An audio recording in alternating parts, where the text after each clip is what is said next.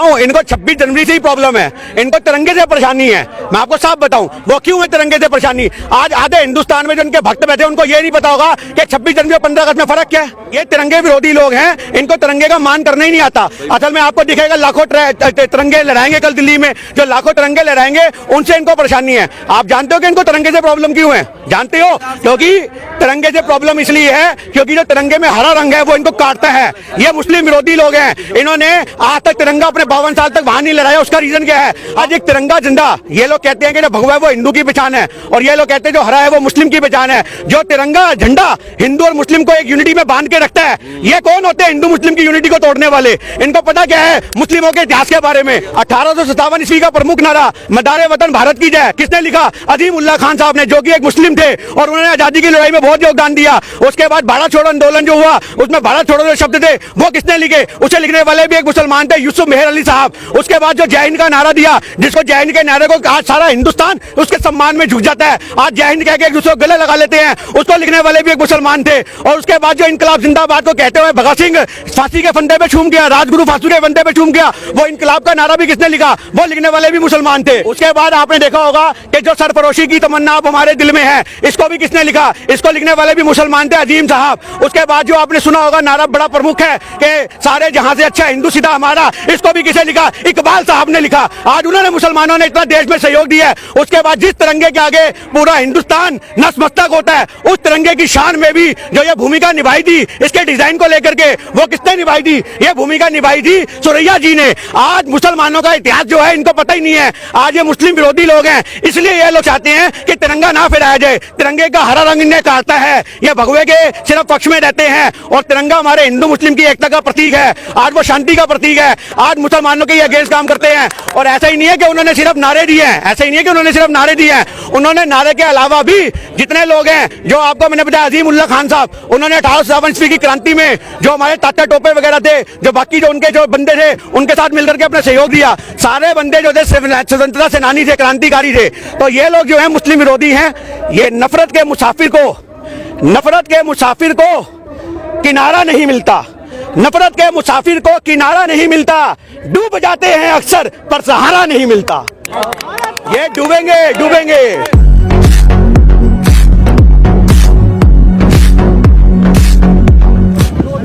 कल 26 जनवरी है, उसकी क्या तैयारी है? जी 26 जनवरी की बहुत बढ़िया तैयारियां हैं, शांतिपूर्ण तरीके से मार्च निकालने की।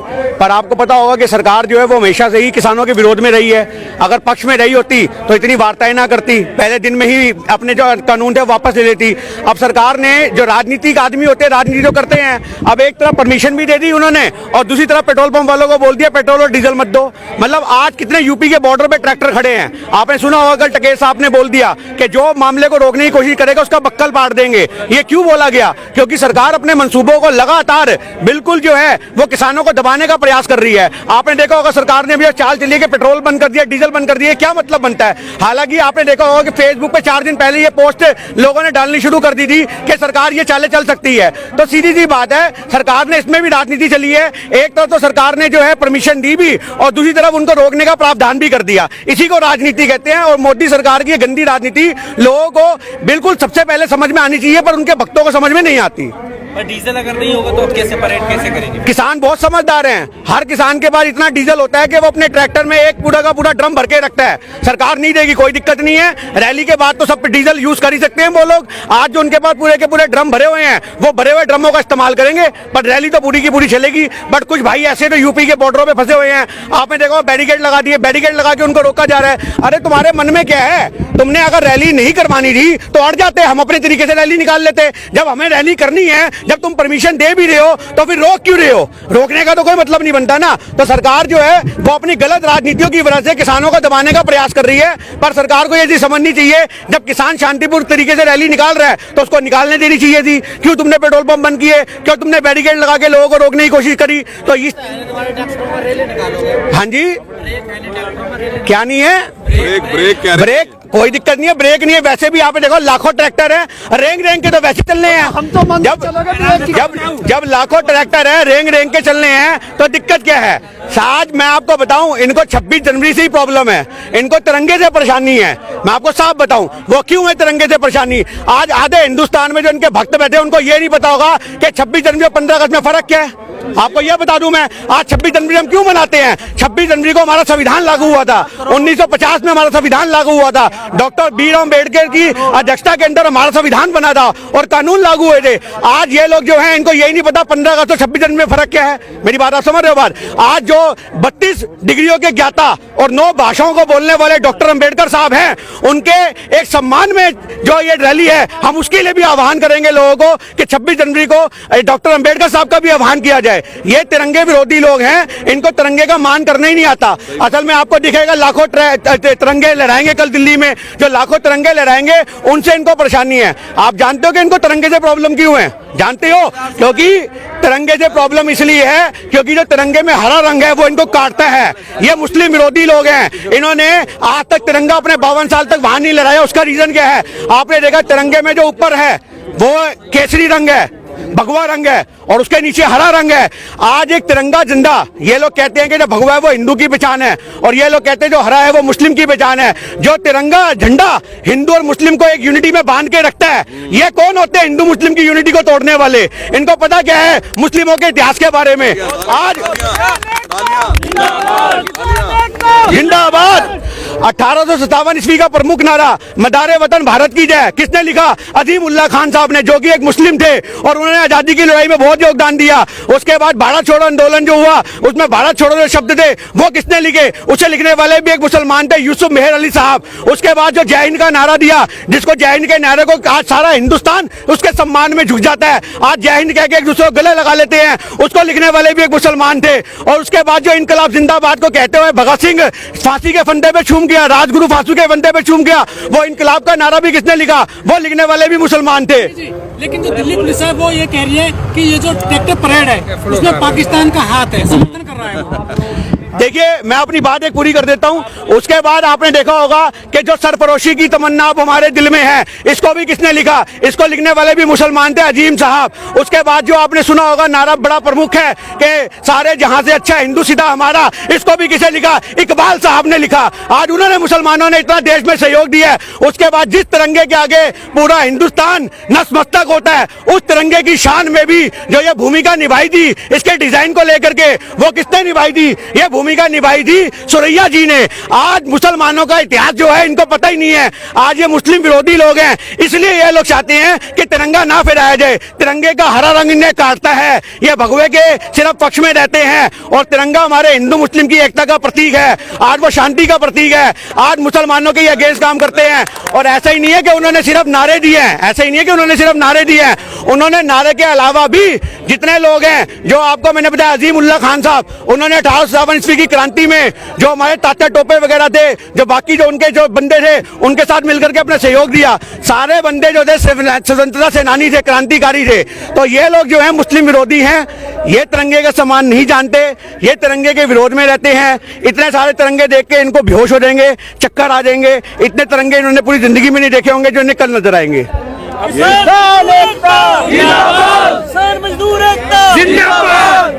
जो ट्रैक्टर परेड होने जा रही है कल, तो दिल्ली पुलिस के अधिकारियों ने कहा कि इस परेड में पाकिस्तान का भी समर्थन है, वो सहयोग कर रहे हैं इस परेड को कराने में। बहुत सारे ट्विटर हैंडल भी गिनवाए जो पाकिस्तान में अभी क्रिएट हुए। देखिए मैं आपको बताऊं, आज क्रिएट कौन करवाता है?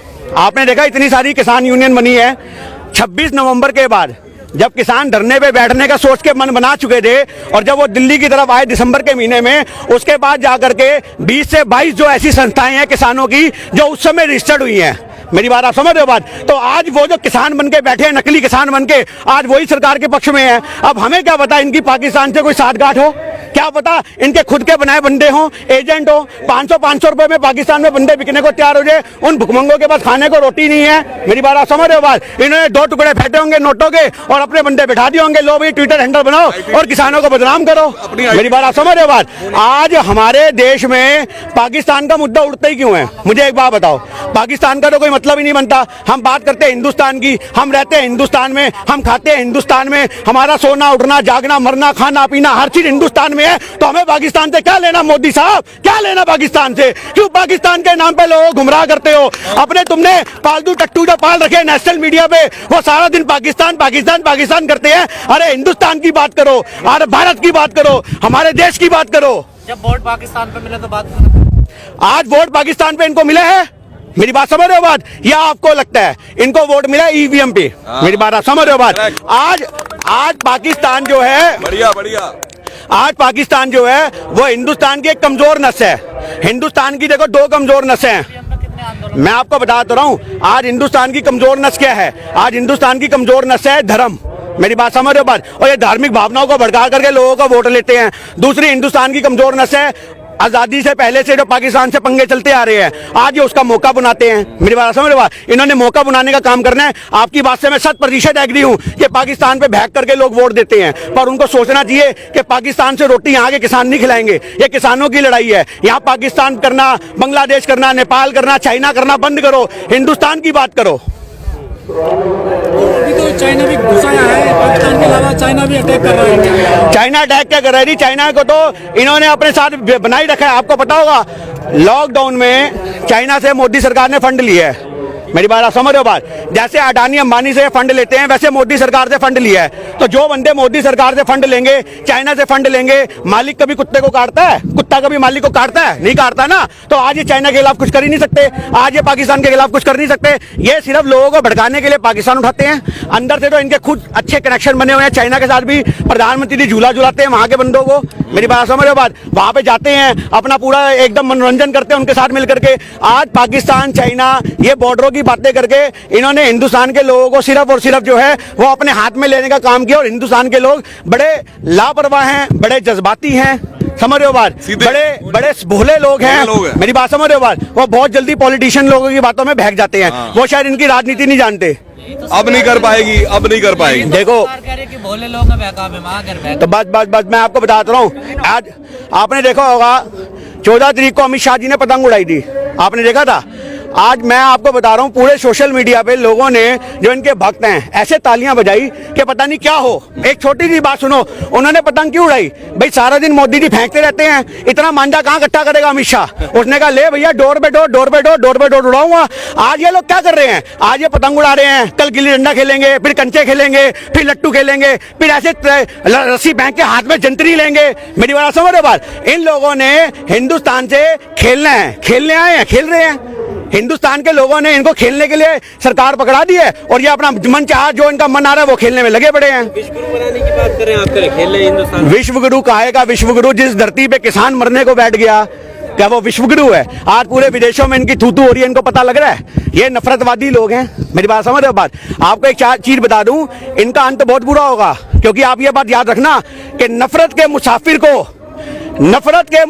को किनारा नहीं मिलता। नफरत के मुसाफिर को किनारा नहीं मिलता। डूब जाते हैं अक्सर पर सहारा नहीं मिलता। ये डूबेंगे। किसान एकता जिंदाबाद।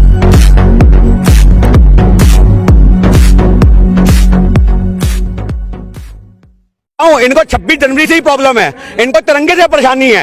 मैं आपको साफ बताऊं वो क्यों है तिरंगे से परेशानी। आज आधे हिंदुस्तान में जो इनके भक्त बैठे उनको ये नहीं पता होगा कि 26 जनवरी और 15 अगस्त में फर्क क्या है। ये तिरंगे विरोधी लोग हैं, इनको तिरंगे का मान करना ही नहीं आता। असल में आपको दिखेगा लाखों तिरंगे लहराएंगे कल दिल्ली में, जो लाखों तिरंगे लहराएंगे उनसे इनको परेशानी है। आप जानते हो कि इनको तिरंगे से प्रॉब्लम क्यों है? जानते हो? क्योंकि तिरंगे से प्रॉब्लम इसलिए है क्योंकि जो तिरंगे में हरा रंग है वो इनको काटता है। ये मुस्लिम विरोधी लोग हैं, इन्होंने आज तक तिरंगा अपने 52 साल तक वहां नहीं लहराया। उसका रीजन क्या है? आज एक तिरंगा झंडा, ये लोग कहते हैं कि जो भगवा है वो हिंदू की पहचान है और ये लोग कहते हैं जो हरा है वो मुस्लिम की पहचान है। जो तिरंगा झंडा हिंदू और मुस्लिम को एक यूनिटी में बांध के रखता है। ये कौन होते हैं हिंदू मुस्लिम की यूनिटी को तोड़ने वाले? इनको पता क्या है मुस्लिमों के इतिहास के बारे में? 1857 ईस्वी का प्रमुख नारा मदारे वतन भारत की जय किसने लिखा? अजीम उल्लाह खान साहब ने, जो कि एक मुस्लिम थे और उन्होंने आजादी की लड़ाई में बहुत योगदान दिया। उसके बाद भारत छोड़ो आंदोलन जो हुआ उसमें भारत छोड़ो जो शब्द थे वो किसने लिखे? उसे लिखने वाले भी एक मुसलमान थे, यूसुफ मेहर अली साहब। उसके बाद जो जय हिंद का नारा दिया, जिसको जय हिंद के नारे को आज सारा हिंदुस्तान उसके सम्मान में झुक जाता है, आज जय हिंद कह के एक दूसरे को गले लगा लेते हैं, उसको लिखने वाले भी एक मुसलमान थे। और उसके बाद जो इनकलाब जिंदाबाद को कहते हुए भगत सिंह फांसी के फंदे पे झूम गया, राजगुरु फांसी के फंदे पे झूम गया, वो इनकलाब का नारा भी किसने लिखा? वो लिखने वाले भी मुसलमान थे। उसके बाद आपने देखा होगा कि जो सरफरोशी की तमन्ना अब हमारे दिल में है, इसको भी किसने लिखा? इसको लिखने वाले भी मुसलमान थे, अजीम साहब। उसके बाद जो आपने सुना होगा नारा बड़ा प्रमुख है कि सारे जहां से अच्छा हिंदू सीधा हमारा, इसको भी किसे लिखा? इकबाल साहब ने लिखा। आज उन्होंने मुसलमानों ने इतना देश में सहयोग दिया है। उसके बाद जिस तिरंगे के आगे पूरा हिंदुस्तान नतमस्तक होता है, उस तिरंगे की शान में भी जो ये भूमिका निभाई थी इसके डिजाइन को लेकर के, वो किसने निभाई थी? ये भूमिका निभाई थी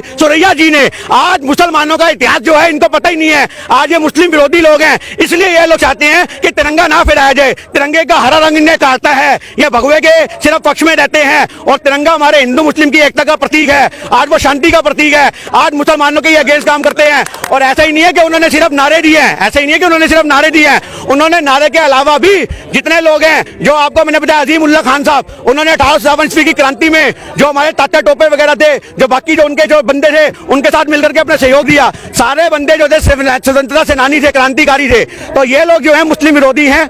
ये नफरत के मुसाफिर को किनारा नहीं मिलता, नफरत के मुसाफिर को किनारा नहीं मिलता, डूब जाते हैं अक्सर पर सहारा नहीं मिलता। ये डूबेंगे।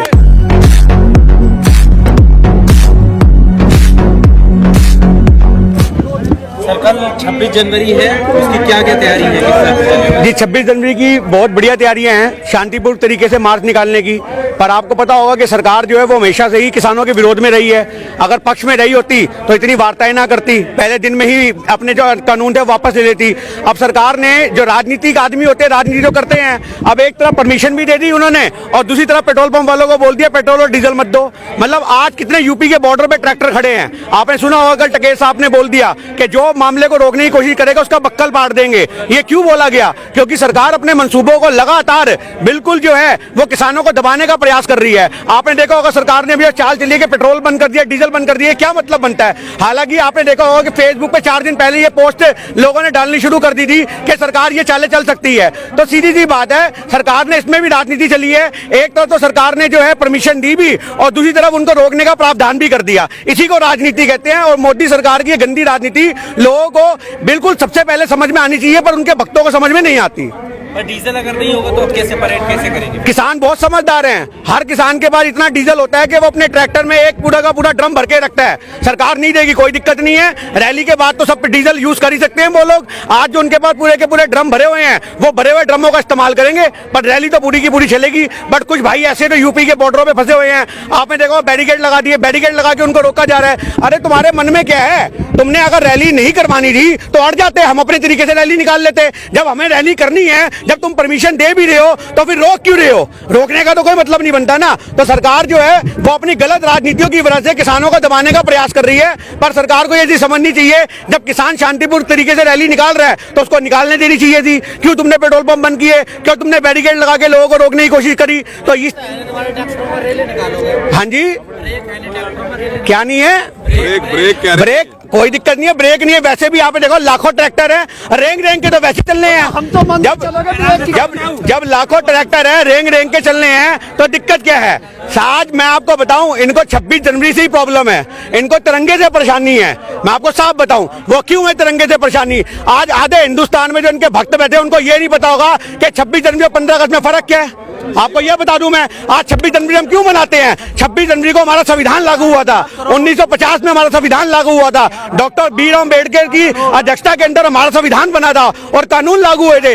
आज ये लोग जो हैं इनको यही नहीं पता 15 अगस्त और 26 जनवरी में फर्क क्या है। मेरी बात आप समझ रहे हो? बात आज जो 32 डिग्रियों के ज्ञाता और 9 भाषाओं को बोलने वाले डॉक्टर अम्बेडकर साहब हैं, उनके एक सम्मान में जो ये रैली है, हम उसके लिए भी आह्वान करेंगे लोगों को कि 26 जनवरी को डॉक्टर अम्बेडकर साहब का भी आह्वान किया जाए। जाए। ये तिरंगे विरोधी लोग हैं, इनको तिरंगे का मान करना ही नहीं आता। असल में आपको दिखेगा लाखों तिरंगे लहराएंगे कल दिल्ली में, जो लाखों तिरंगे लहराएंगे उनसे इनको परेशानी है। आप जानते हो कि इनको तिरंगे से प्रॉब्लम क्यों है? जानते हो? क्योंकि तिरंगे से प्रॉब्लम इसलिए है क्योंकि जो तिरंगे में हरा रंग है वो इनको काटता है। ये मुस्लिम विरोधी लोग हैं, इन्होंने आज तक तिरंगा अपने 52 साल तक वहां नहीं लहराया। उसका रीजन क्या है? आपने देखा तिरंगे में जो ऊपर है वो केसरी रंग है, भगवा रंग है, और उसके नीचे हरा रंग है। आज एक तिरंगा झंडा, ये लोग कहते हैं कि जो भगवा है वो हिंदू की पहचान है, और ये लोग कहते हैं जो हरा है वो मुस्लिम की पहचान है। जो तिरंगा झंडा हिंदू और मुस्लिम को एक यूनिटी में बांध के रखता है, ये कौन होते हैं हिंदू मुस्लिम की यूनिटी को तोड़ने वाले? इनको पता क्या है मुस्लिमों के इतिहास के बारे में? आज जिंदाबाद 1857 ईस्वी का प्रमुख नारा मदारे वतन भारत की जय किसने लिखा? अजीम उल्लाह खान साहब ने, जो कि एक मुस्लिम थे और उन्होंने आजादी की लड़ाई में बहुत योगदान दिया। उसके बाद भारत छोड़ो आंदोलन जो हुआ उसमें भारत छोड़ो जो शब्द थे वो किसने लिखे? उसे लिखने वाले भी एक मुसलमान थे, यूसुफ मेहर अली साहब। उसके बाद जो जय हिंद का नारा दिया, जिसको जय हिंद के नारे को आज सारा हिंदुस्तान उसके सम्मान में झुक जाता है, आज जय हिंद कह के एक दूसरे को गले लगा लेते हैं, उसको लिखने वाले भी एक मुसलमान थे। और उसके बाद जो इनकलाब जिंदाबाद को कहते हुए भगत सिंह फांसी के फंदे पे चूम गया, राजगुरु फांसी के फंदे पे चूम गया, वो इनकलाब का नारा भी किसने लिखा? वो लिखने वाले भी मुसलमान थे। लेकिन जो दिल्ली पुलिस है वो ये कह रही है कि ये जो ट्रैक्टर परेड है उसमें पाकिस्तान का हाथ है, समर्थन कर रहा है वो। देखिए मैं अपनी बात एक पूरी कर देता हूं, उसके बाद आपने देखा होगा कि जो सरफरोशी की तमन्ना अब हमारे दिल में है, इसको भी किसने लिखा? इसको लिखने वाले भी मुसलमान थे, अजीम साहब। उसके बाद जो आपने सुना होगा नारा बड़ा प्रमुख है कि सारे जहां से अच्छा हिंदू सीधा हमारा, इसको भी किसे लिखा? इकबाल साहब ने लिखा। आज उन्होंने मुसलमानों ने इतना देश में सहयोग दिया है। उसके बाद जिस तिरंगे के आगे पूरा हिंदुस्तान नतमस्तक होता है, उस तिरंगे की शान में भी जो ये भूमिका निभाई थी इसके डिजाइन को लेकर के, वो किसने निभाई थी? ये भूमिका निभाई थी सुरैया जी ने। आज मुसलमानों का इतिहास जो है इनको पता ही नहीं है। आज ये मुस्लिम विरोधी लोग हैं, इसलिए ये लोग चाहते हैं कि तिरंगा ना फहराया जाए। तिरंगे का हरा रंग इन्हें काटता है, ये भगवे के सिर्फ पक्ष में रहते हैं, और तिरंगा हमारे हिंदू मुस्लिम की एकता का प्रतीक है। आज वो शांति का प्रतीक है। आज मुसलमानों के अगेंस्ट काम करते हैं। और ऐसा ही नहीं है कि उन्होंने सिर्फ नारे दिए हैं, ऐसा ही नहीं है कि उन्होंने सिर्फ नारे दिए हैं, उन्होंने नारे के अलावा भी जितने लोग हैं, जो आपको मैंने बताया अजीम उल्लाह खान साहब, उन्होंने 1857 ईस्वी की क्रांति में जो हमारे तात्या टोपे वगैरह थे, जो बाकी जो उनके जो बंदे थे, उनके साथ मिलकर के अपना सहयोग दिया। सारे बंदे जो थे स्वतंत्रता सेनानी थे, क्रांतिकारी थे। तो ये लोग जो है मुस्लिम विरोधी हैं, ये तिरंगे का सम्मान नहीं जानते, ये तिरंगे के विरोध में रहते हैं। इतने सारे तिरंगे देख के इनको बेहोश हो जाएंगे, चक्कर आ जाएंगे। इतने तिरंगे इन्होंने पूरी जिंदगी में नहीं देखे होंगे जो इन्हें कल नजर आएंगे।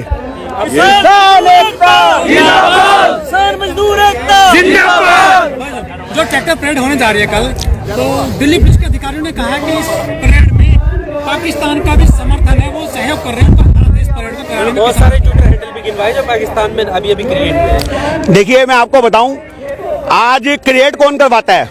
आपने देखा इतनी सारी किसान यूनियन बनी है।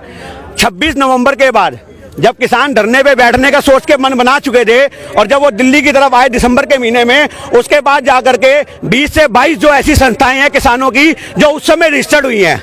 मेरी बात आप समझ रहे हो बात? तो आज वो जो किसान बन के बैठे हैं, नकली किसान बन के, आज वही सरकार के पक्ष में है। अब हमें क्या पता इनकी पाकिस्तान से कोई साठगांठ हो, क्या पता इनके खुद के बनाए बंदे हों, एजेंट हो। 500 रुपए में पाकिस्तान में बंदे बिकने को तैयार हो जाए। उन भुखमंगों के पास खाने को रोटी नहीं है। मेरी बात आप समझ रहे हो बात? इन्होंने 2 टुकड़े फेंटे होंगे नोटों के और अपने बंदे बिठा दिए होंगे, लो भाई ट्विटर हैंडल बनाओ और किसानों को बदनाम करो। मेरी बात आप समझ रहे हो बात? आज हमारे देश में पाकिस्तान का मुद्दा उठता ही क्यों है? मुझे एक बात बताओ।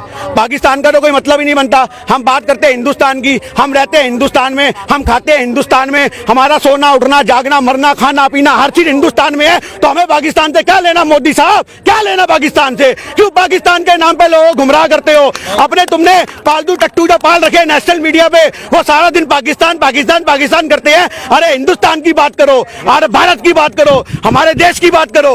जब वोट पाकिस्तान पे मिला तो बात करो। आज वोट पाकिस्तान पे इनको मिला है? मेरी बात समझ रहे हो बात? या आपको लगता है इनको वोट मिला ईवीएम पे? मेरी बात आप समझ रहे हो बात? आज पाकिस्तान जो है, बढ़िया आज पाकिस्तान जो है वो हिंदुस्तान की एक कमजोर नस है। हिंदुस्तान की देखो 2 कमजोर नसें हैं। मैं आपको बता तो रहा हूं, आज हिंदुस्तान की कमजोर नस क्या है? आज हिंदुस्तान की कमजोर नस है धर्म। मेरी बात समझ रहे हो बात? और ये धार्मिक भावनाओं को भड़का करके लोगों को वोट लेते हैं। दूसरी हिंदुस्तान की कमजोर नस है आजादी से पहले से जो पाकिस्तान से पंगे चलते आ रहे हैं, आज ये उसका मौका बनाते हैं। मेरी बात समझ रहे हो? इन्होंने मौका बनाने का काम करना है। आपकी बात से मैं 100% एग्री हूं कि पाकिस्तान पे भैग करके लोग वोट देते हैं, पर उनको सोचना चाहिए कि पाकिस्तान से रोटी यहाँ के किसान नहीं खिलाएंगे। ये किसानों की लड़ाई है। यहाँ पाकिस्तान करना, बांग्लादेश करना, नेपाल करना, चाइना करना बंद करो, हिंदुस्तान की बात करो। अभी तो चाइना भी घुसाया है, पाकिस्तान के अलावा चाइना भी अटैक कर रहा है। चाइना अटैक क्या कर रहा है जी? चाइना को तो इन्होंने अपने साथ बनाई रखा है। आपको पता होगा लॉकडाउन में चाइना से मोदी सरकार ने फंड लिया है। मेरी बात आप समझ रहे हो? बात जैसे अडानी अंबानी से फंड लेते हैं, वैसे मोदी सरकार से फंड लिया है। तो जो बंदे मोदी सरकार से फंड लेंगे, चाइना से फंड लेंगे, मालिक कभी कुत्ते को काटता है? कुत्ता कभी मालिक को काटता है? नहीं काटता ना। तो आज ये चाइना के खिलाफ कुछ कर ही नहीं सकते, आज ये पाकिस्तान के खिलाफ कुछ कर नहीं सकते। ये सिर्फ लोगों को भड़काने के लिए पाकिस्तान उठाते हैं। अंदर से तो इनके खुद अच्छे कनेक्शन बने हुए हैं चाइना के साथ भी। प्रधानमंत्री जी झूला झूलाते हैं वहां के बंदों को। मेरी बात समझ रहे हो? बात वहां पे जाते हैं, अपना पूरा एकदम मनोरंजन करते हैं उनके साथ मिलकर के। आज पाकिस्तान चाइना ये बॉर्डरों की बातें करके इन्होंने हिंदुस्तान के लोगों को सिर्फ और सिर्फ जो है वो अपने हाथ में लेने का काम किया। और हिंदुस्तान के लोग बड़े लापरवाह हैं, बड़े जज्बाती हैं। समझ रहे हो बात? बड़े बड़े भोले लोग हैं। मेरी बात समझ रहे हो बात? वो बहुत जल्दी पॉलिटिशियन लोगों की बातों में बहक जाते हैं। वो शायद इनकी राजनीति नहीं जानते। अब नहीं कर पाएगी, अब नहीं कर पाएगी। देखो भोले लोग तो बस मैं आपको बताता रहा हूँ। आज आपने देखा होगा 14 तारीख को अमित शाह जी ने पतंग उड़ाई थी, आपने देखा था। आज मैं आपको बता रहा हूँ पूरे सोशल मीडिया पे लोगों ने, जो इनके भक्त हैं, ऐसे तालियां बजाई कि पता नहीं क्या हो। एक छोटी सी बात सुनो, उन्होंने पतंग क्यों उड़ाई? भाई सारा दिन मोदी जी फेंकते रहते हैं, इतना मांझा कहाँ इकट्ठा करेगा अमित शाह? उसने कहा ले भैया डोर पे डोर उड़ाऊंगा। आज ये लोग क्या कर रहे हैं? आज ये पतंग उड़ा रहे हैं, कल गिल्ली डंडा खेलेंगे, फिर कंचे खेलेंगे, फिर लट्टू खेलेंगे, फिर ऐसे रस्सी फेंक के हाथ में जंतरी लेंगे। मेरी बात समझ रहे बात? इन लोगों ने हिंदुस्तान से खेलना है, खेलने आए हैं, खेल रहे हैं। हिंदुस्तान के लोगों ने इनको खेलने के लिए सरकार पकड़ा दी है और ये अपना मन चाहा जो इनका मन आ रहा है वो खेलने में लगे पड़े हैं। विश्व गुरु बनाने की बात करें, आप करें खेल रहे हिंदुस्तान। विश्व गुरु कहेगा विश्व गुरु? जिस धरती पे किसान मरने को बैठ गया, क्या वो विश्व गुरु है? आज पूरे विदेशों में इनकी थू हो रही है, इनको पता लग रहा है। ये नफरतवादी लोग हैं। मेरी बात समझ रहे हो? बात आपको एक चीज बता दूं, इनका अंत बहुत बुरा होगा। क्योंकि आप ये बात याद रखना कि नफरत के मुसाफिर को किनारा नहीं मिलता। नफरत के मुसाफिर को किनारा नहीं मिलता। डूब जाते हैं अक्सर पर सहारा नहीं मिलता। ये डूबेंगे। किसान एकता जिंदाबाद।